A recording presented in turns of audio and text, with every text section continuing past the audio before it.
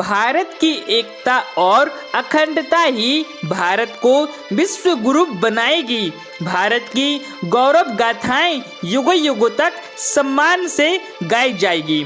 आपको शुरुआत में संबोधन से करना है, जैसे कि सर्वप्रथम मैं इस सम्मानीय मंच को नमन करता हूँ और मंच पर विराजित आज के मुख्य अतिथि महोदय जी, आज के कार्यक्रम अध्यक्ष महोदय जी, विशिष्ट अतिथि महोदय जी, हमारे सम्मानीय प्रधानाध्यापक जी, सभी सम्मानीय शिक्षक गण और सभा में उपस्थित सभी प्यारे भाइयों और बहनों को मैं नमन करता हूँ। गणतंत्र भारत के लोकतंत्र समूह को मेरी ओर से 76वें गणतंत्र दिवस की हार्दिक बधाई। भारत हर साल 26 जनवरी को बहुत गर्व और उत्साह के साथ गणतंत्र दिवस मनाता है। यह एक ऐसा दिन है जो हर भारत नागरिकों के लिए महत्वपूर्ण है। वह दिन है जब भारत वास्तव में स्वतंत्र हुआ और लोकतंत्र को अपनाया। दूसरे शब्दों में उस दिन का जश्न मनाते हैं जिस दिन हमारा संविधान लागू हुआ था। 26 जनवरी 1950 को स्वतंत्रता लगभग 3 साल बाद हमें मिला। हम एक संप्रभु धर्मनिरपेक्ष समाजवादी लोकतांत्रिक गणराज्य बन गए। 15 अगस्त 1947 को जब हमें ब्रिटिश शासन से आज़ादी मिली, तब से हमारे देश में एक ठोस संविधान की कमी थी। इसके अलावा भारत के पास कोई विशेषज्ञ और राजनीतिक शक्तियां भी नहीं थी जो राज्य के मामलों को सुचारू रूप से चलाने में मदद कर सके। तब तक 1935 के भारत सरकार अधिनियम को मूल रूप से शासन करने के लिए संशोधित किया गया था।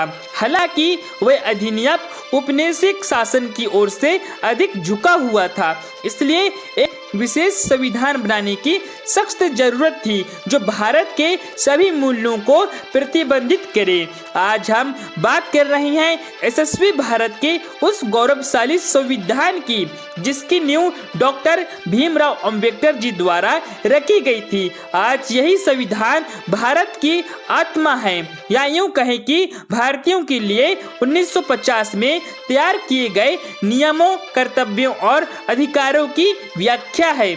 इसका पालन देश के प्रथम व्यक्ति अर्थात राष्ट्रपति द्वारा भी किया जाता है।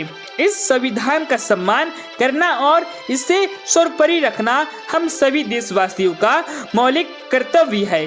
बच्चों, यहाँ पे आपको एक ठो शायरी बोल दीजिएगा। भारत का संविधान देता है हर नागरिक को उचित सम्मान। भारत का संविधान देता है हर नागरिकों को उचित सम्मान। भारत का संविधान ही है हर भारतीयों की पहली पहचान। ठीक है, इसके बाद यहाँ पे आपको आगे बोलना है। यूं तो हमारे देश विविधताओं का देश है।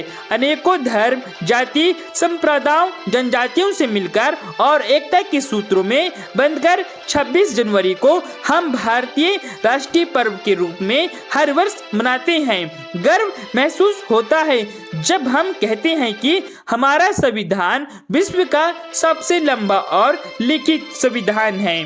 प्यारे दोस्तों, यदि से अपने देश को पूरी तरह आजाद कह सकते हैं और देश में खुशी और उल्लास से गणतंत्र दिवस मना रहे हैं, तो इसके पीछे देश को पूर्ण स्वराज दिलवाने वाले महात्मा गांधी, सरदार वल्लभ भाई पटेल, सुभाष चंद्र बोस, जवाहरलाल नेहरू, भगत सिंह, लाला लाजपत राय जैसे अनेक स्वतंत्रता सेनानियों को और हमारे देश के वीर जवानों को हमें सदैव याद रखना चाहिए, क्योंकि आज उन्हीं के ही संघर्षों और परिश्रम से हमें आजादी की जिंदगी जी पा रहे हैं। यदि हम भी अपने वीर सेनानियों की तरह देश के प्रति समर्पित होकर देश में एकता को बनाए रखें और उनकी वीर गाथा से प्रेरित होकर देश के प्रति अपने कर्तव्य को समझेंगे, तभी हर वर्ष गणतंत्र दिवस मनाएं। हम उमंग, जोश और नवीनता का अनुभव करा सकेंगे। अंत में मैं आप सभी लोगों का इस भाषण को सुनने के लिए धन्यवाद करना चाहूँगा और अपने वाणी को विराम देते हुए कहना चाहूँगा कि वह तिरंगा जो हमें सदैव भारतीय होने की अनुभूति कराता है। और नतमस्तक होगा हमारे लोकतंत्र के सम्मान में, संसार नतमस्तक होगा हमारे लोकतंत्र के सम्मान में। विकास की धाराएं बह रही हैं अब अपने हिंदुस्तान में। ठीक है, जय हिंद, वंदे मातरम।